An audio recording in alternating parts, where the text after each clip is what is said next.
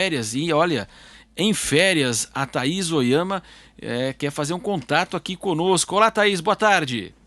Boa tarde, Marcelo. Boa tarde, ouvinte.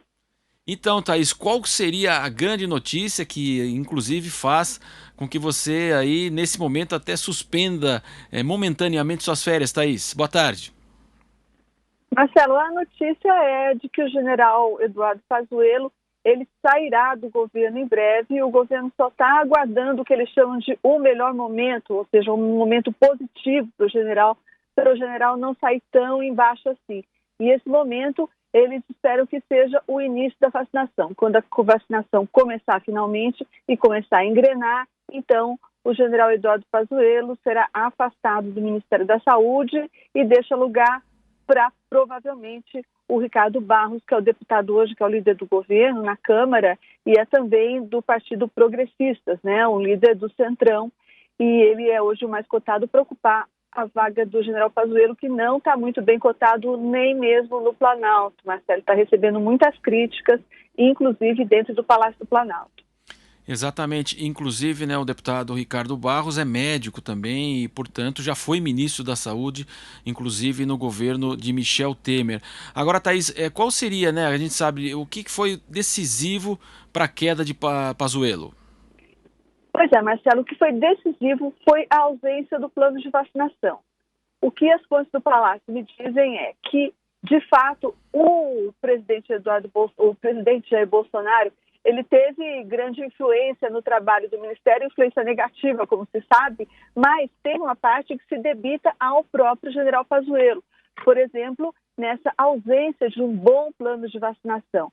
Houve várias questões anteriores a essa, né? A gente teve aquele episódio que foi revelado pelo Estadão, do encontro de vários kits de testes para diagnóstico de Covid-19, quase 7 milhões de testes, que estavam lá estocados, armazenados, praticamente esquecidos e à beira de perder a validade. O general foi chamado no Congresso para explicar isso, não explicou a contento na avaliação do Palácio do Planalto. Houve também várias críticas do TCU, que fez relatórios com análises muito negativas sobre o trabalho do Ministério da Saúde da pandemia e, principalmente, houve também isso que o Palácio do Planalto considerou que foi uma falha na comunicação. Um general que se desdisse várias vezes, que deu entrevistas hesitantes, que uma vez diz uma coisa, outra vez diz outra. Isso tudo foi, justa ou injustamente, computado na conta dele, general Pazuello. E o governo acha que teve a imagem dele, governo, muito arranhada também por conta dessa condução do ministro da Saúde no combate à pandemia. Mas, Marcelo, o general, para lembrar, ele é um general da ativa, ele nunca passou para reserva, né? Ao contrário de outros generais que servem no Palácio, por exemplo, o general Ramos, que este ano mesmo passou para a reserva, o general Pazuello, ele resistiu, foi pressionado, inclusive, mas resistiu. Então, saindo do Ministério da Saúde, ele ainda terá emprego, né? Ele não vai engrossar a fila dos desempregados brasileiros. Ele é um general da ativa, ele é um general da intendência, ou seja, isso significa que ele hoje, sendo 3 estrelas, ele já atingiu o ápice da carreira. Na intendência não existe general 4 estrelas. Só 3 estrelas, é o máximo, e ele já está no auge da carreira e vai lá tranquilamente usufruir desse final de carreira dele. Enquanto isso, o nosso Ministério da Saúde, vamos ver o que espera dele, né? Porque até agora foram vários os ministros relâmpago, os ministros como o general Pazuello sem formação ou intimidade com a área, lembrando que o ministro, quando assumiu, disse que nem conhecia, por exemplo, o SUS, não é que é uma unidade muitíssimo importante do Ministério da Saúde. Então, vamos ver o que nos aguarda, né, Marcelo? Quem sabe a saída do general possa melhorar um pouco a nossa situação no combate à pandemia do coronavírus, que está difícil, né? Sem dúvida, Thaís. Agora, Thaís, você acredita também que nós temos aí o início da vacinação na Argentina, Costa Rica, Chile, México? Você acredita que também ficou uma impressão de que o governo de fato aí, foi muito lento em relação a essa possibilidade de vacinação? A gente sabe que as pesquisas que são feitas, né, a grande maioria da população quer a vacina, e você avalia que então que também o ministro Pazuello arranhou essa imagem do governo como se fosse contrário às vacinas e tudo foi atrasado, não tem infraestrutura até para começar amanhã. Isso também pesou, Thaís? Sim, Marcelo, como a gente sabe, existe da parte do presidente Jair Bolsonaro uma grande má vontade, né, para dizer o mínimo, em relação às vacinas. Mas era obrigação do general Pazuello ter feito um plano de vacinação com alternativas a serem oferecidas para o presidente. E isso não aconteceu. A única coisa que foi feita foi esse acordo com o laboratório AstraZeneca em parceria com a Fiocruz, e que felizmente agora parece que acaba de pedir autorização da Anvisa, o que significa que pode ser que ainda em fevereiro, de acordo com o último aviso, o último cronograma do Ministério da Saúde, pode ser que dessa vez o cronograma se cumpra, né? Porque o general também já anunciou o início da vacinação em dezembro, depois em janeiro, e depois passou para março, depois voltou para fevereiro, e essa foi a última coisa que ele falou.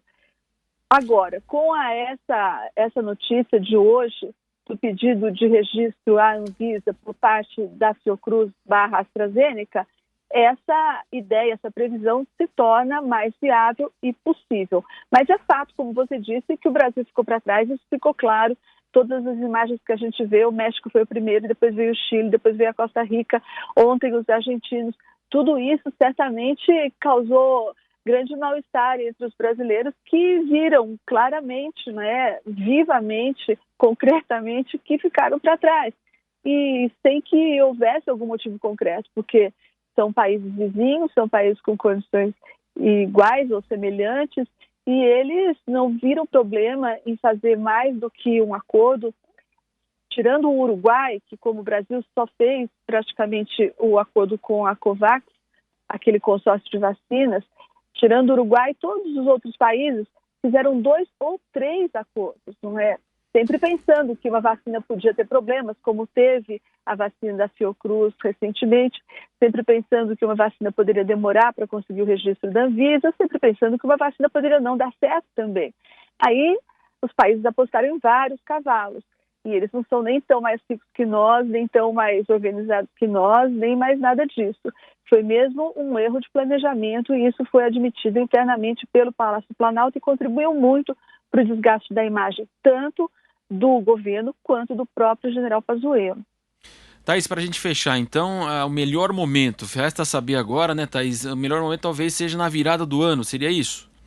Não, o que se diz do Palácio, Marcelo, é que seria o melhor momento para não deixar o general em situação muito ruim. Então, um momento de alta para ele, né? Esse momento de alta seria, por exemplo, o momento em que o Brasil finalmente deixa de ficar para trás e começa a vacinar ao menos os grupos prioritários, e daí, então, esse é considerado um momento em que o governo e o Ministério da Saúde estariam por cima, e daí seria um momento bom para que o general saísse e desse lugar a esses novos aliados do Centrão, representantes do Centrão, por exemplo.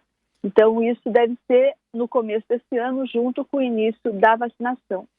Agora, Thaís, é uma escolha que parece ser política muito mais do que técnica, né? Pois é, Marcelo, eu acho que 2021 vai ser o ano do Centrão no governo. O Centrão entra com tudo e entra firme nos ministérios importantes, até o Ministério das Minas e Energia já está sendo negociado também. É a hora e a vez do Centrão no governo Bolsonaro, sem nenhuma dúvida.